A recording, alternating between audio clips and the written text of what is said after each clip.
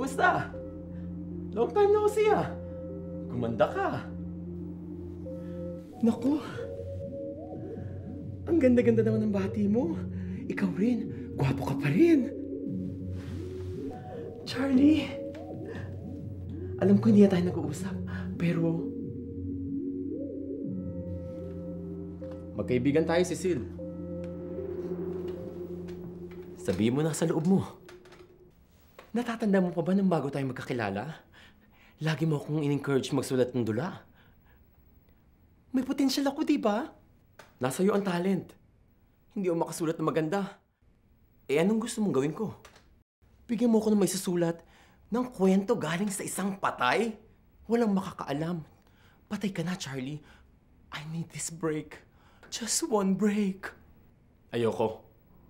Bastardo ka! Sakim! Eh, walang hiya ka pala eh. Gusto mo mandaya, isasama mo pa ako? You have no right to talk to me like that. Inapi mo na nga ako eh. Anong inapi? Anong pinagsasabi mo? Huwag kang magmangmangan. Pinagpalit mo ako sa tanyang yung...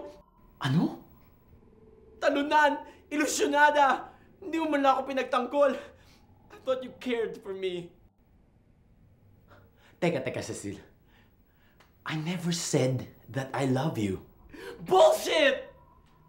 Ang ibig ko lang sabihin, hindi naman naging tayo ah. Hindi kita pinaasa. And I never said na mahal kita. Did I? Anong hindi? Anong ibig sabihin ng halik na yun? May dila yun. Ramdam ko pag nanasa mo. You felt something for me, I know! Pero yun nga yun eh. Pag nanasa, hindi siya pagmamahal. You're a great guy, Cecil.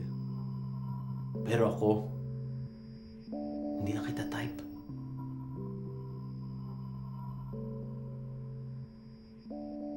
Mamatay ka na sana!